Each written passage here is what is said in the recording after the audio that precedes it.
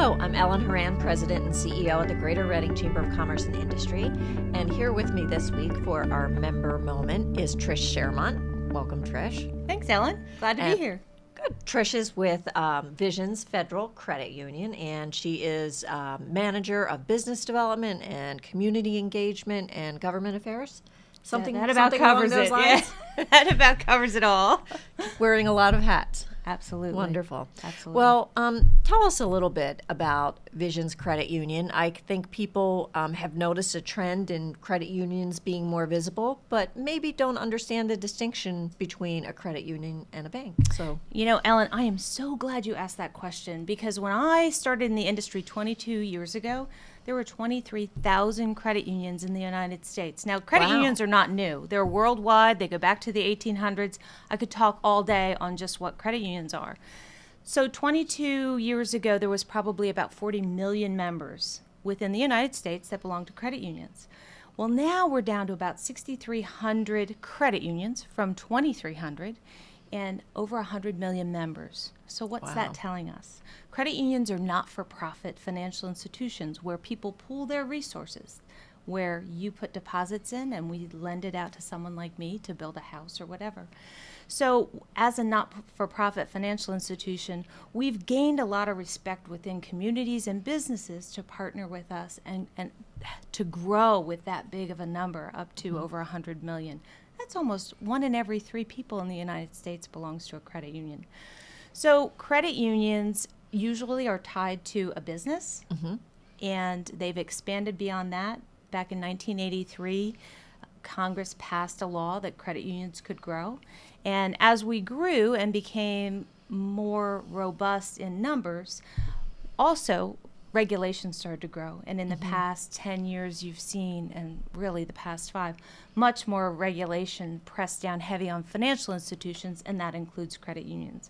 Although we are a financial institution, we're still regulated by the government, but on the NCUA side, which is the National Credit Union Administration, versus the FDIC, which is for the bank side. Okay. So that kind of gives you a little snapshot of credit unions in general. Visions Federal Credit Union is based out of Endicott, New York.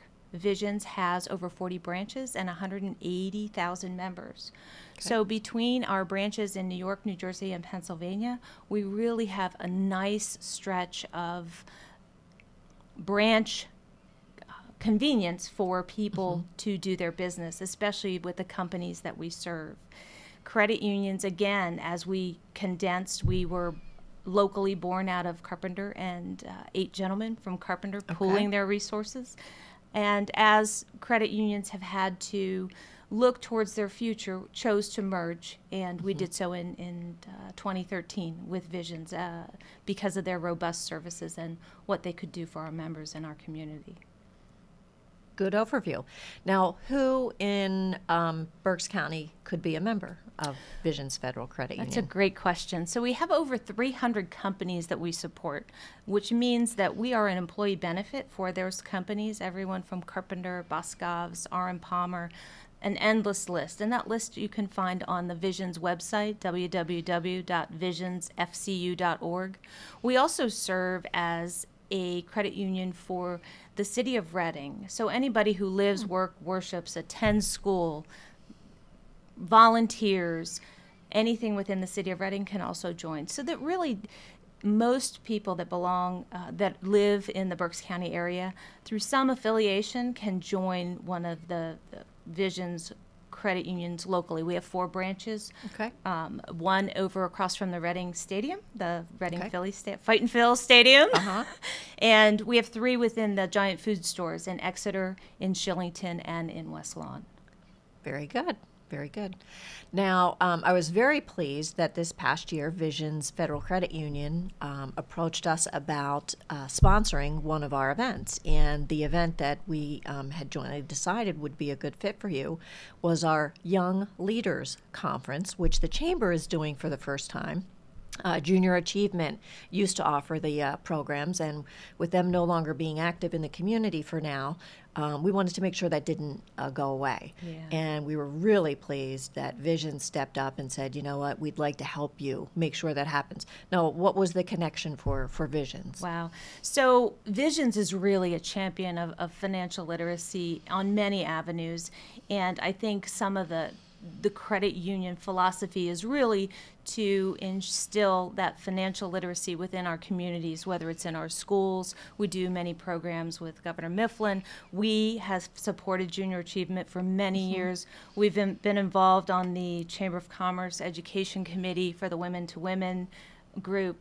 So when this opportunity presented itself, and knowing how important it was not to have it go away, right away we said we need to do this. This needs to be an event that we make sure happens, because it's so important for our high school kids and the community to have this venue, to have such great speakers and so much inspiration and motivation for the day. So we were really pleased to be able to help the Chamber bring this to fruition. And we're extremely appreciative because we're actually going to be able to reach about 300 students in that one day. There's going to be 150 men and 150 women from 10th and 11th grade that are going to join us on the Penn State campus. And the sessions are some self-assessment, self-awareness, some financial literacy, and some career awareness. At that 10th, 11th grade age, all of those topics are so much in need. And the other thing that we want to do is to connect them with as many adults in our community as possible. So we're actually going to have an equal number, or roughly an equal number, of adult mentors participating, some doing some of the sessions in the morning and some just joining us for lunch to share their story of how their careers evolved with the students. So students can get a feel for the array of jobs that are in our community and how people maybe change jobs and career fields over the year. So Trish, I think we're going to do a call out to people that are watching. We could use some more lunch mentors.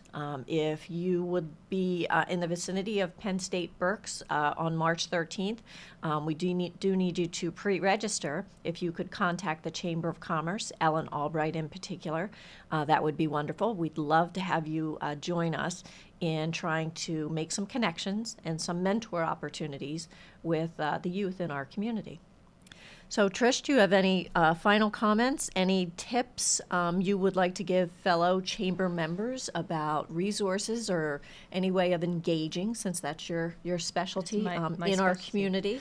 Well, first of all, I want to just talk about a little bit. We are going to present at the Leadership Conference something to do with the high school iconic events. So many great things happen when you're in high school, and we're going to show you how to be able to afford that. It's not your average budgeting class. Oh. And secondly, from a chamber standpoint, get involved. There are so many wonderful opportunities to give back to the community, to network, to really make a difference and find out what's going on. So I really think that, and commend the whole chamber staff and you on making those opportunities available. And you guys go 24/7. I mean, you're you can't turn around without bumping into a chamber member, and that speaks a lot to our Reading community. So kudos to you guys. Thank you, Trish. Thank you for joining us this week. Thank you.